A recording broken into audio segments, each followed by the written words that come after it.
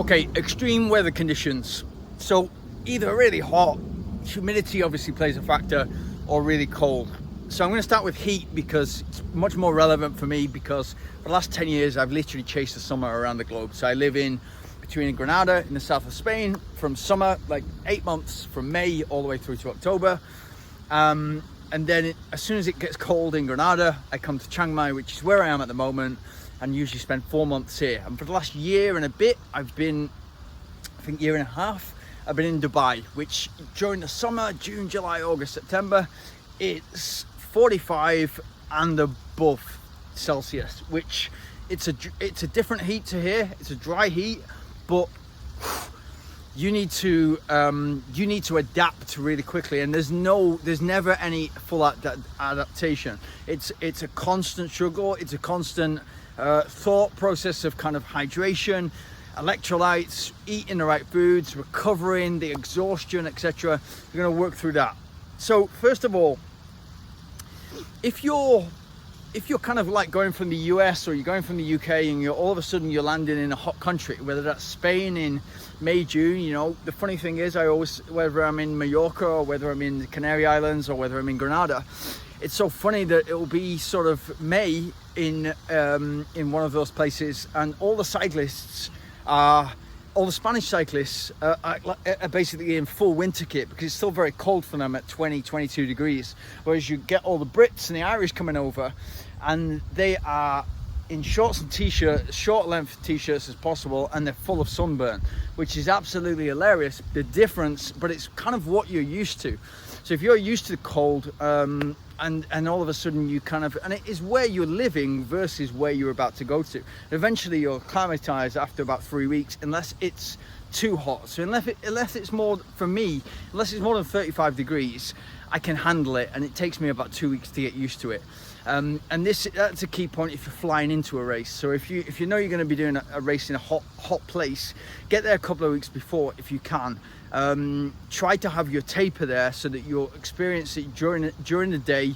You're able to chill out. You don't want to be doing too much training. You're still doing that, but you're reducing the volume and keeping the intensity, but you get to play with that, how hot it's actually going to be during the race, and that's going to really help you out. What I'd say with heat is keep an eye on humidity and the heat. So often what you'll see on a weather app will be the temperature and what it feels like, which the second one is probably more important to a runner, because like what you're actually experiencing out there is more like the feels like than the actual temperature.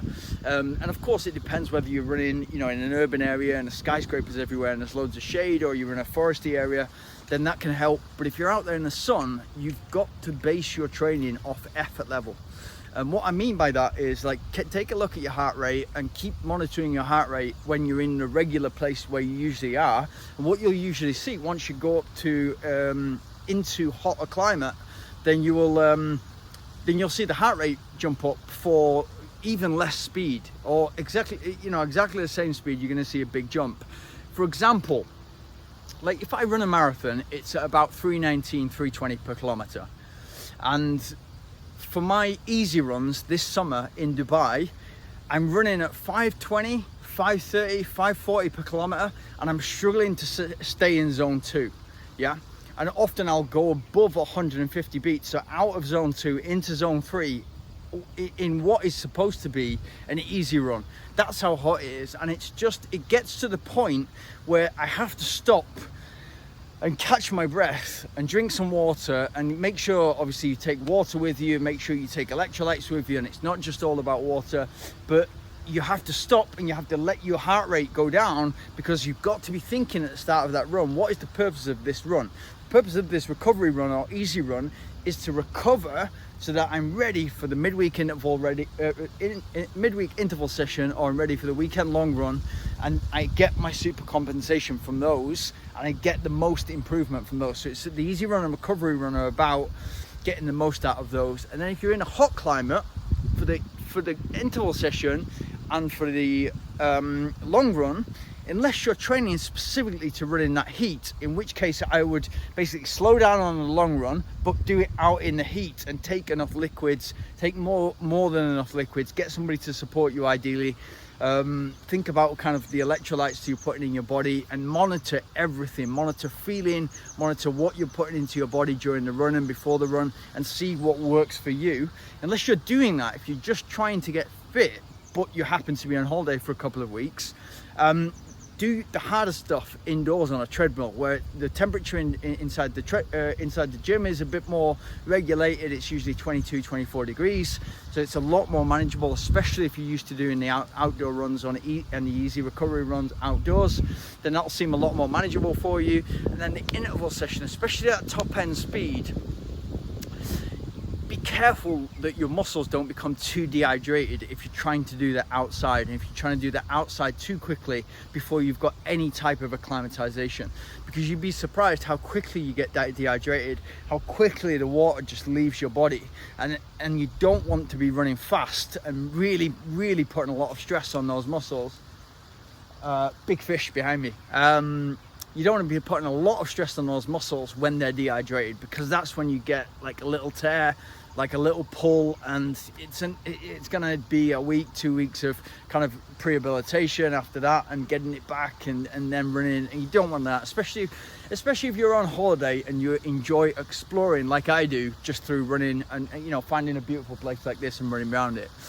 In terms of cold, when I lived in Sweden and Norway, and when I would go out running and it would be like -20, -35 is the coldest I've ever ran in, and it's a bit like skiing. It's a bit like you have to just dress for the climate. In those conditions, one thing that you will realize once it gets super cold, and most people are never going to run in those temperatures, but I'm just giving you the extreme. If you're running in -20 or -30, it's just really cold, yeah? I don't want to swear, but it's just really cold. And so you'll realize that you cannot breathe in the same way that you usually do. Usually you've got kind of a buff, you've got a hat on, you've got a buff over here, you've got something over your neck, you've got gloves on, you've got layers and layers and layers.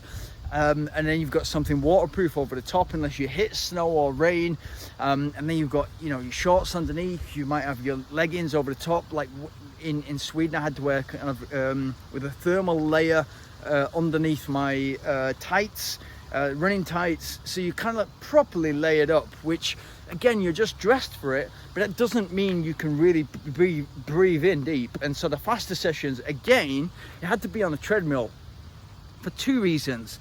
I could on the treadmill, when it's kind of like there's some heat, or the temperature is set in the gym so that you can kind of run comfortably, and it feels great in a gym to be kind of in vest and shorts and be able to run on the treadmill quick.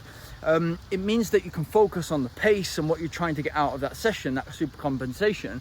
But also, when you're running in a very cold country, and especially those types of temperatures, but anything below zero, you've got to think about whether it's your long run, your easy runs, or your interval session. But the faster you go, the more you're gonna have to worry about this, is you have to worry about kind of ice and black ice and snow, and whether it kind of, consistency of the snow, etc. Beautiful to run on a layer of snow and that crunching bit below your feet. And it's a really lovely feeling to be out there, and to be out there in the nature. And usually, like in Norway and Sweden, it's so clean that you've got blue skies against the white snow, against maybe some green trees, and it's just extremely picturesque. I used to run around this lake in Karlskoga near to Örebro in Sweden, and it was just like being in a postcard the entire time. So it's very inspiring, very motivating to be out there, but you've just got to watch out on the safety, and again, keep away from illness. So if it's really cold and you don't want to get a cold or flu or be susceptible to something like that, and you're pushing your body, make sure you layer up. And if that means that you put on too many layers, which is much better than not enough layers, then it means you can take stuff off and just lay it on the floor and pick it up on the way back. It's just that simple. So cold temperatures and warm temperatures, bottom line is, for me, it takes a little bit more planning. It means that you've got to slow down, because for the heat, for example, you've got to make sure that you're you've got to make sure that your heart rate is in the right zone and you're getting the best out of that particular session. So yeah, it's just about planning. It's about planning, and with planning you can make anything work. And if you're training towards one of those races, good luck. And that's another video altogether, but good luck. But let me know if you're training towards a race in hot conditions or cold conditions. You'd like an extra layer to that, which is actually training in those conditions to get ready for a race in those conditions.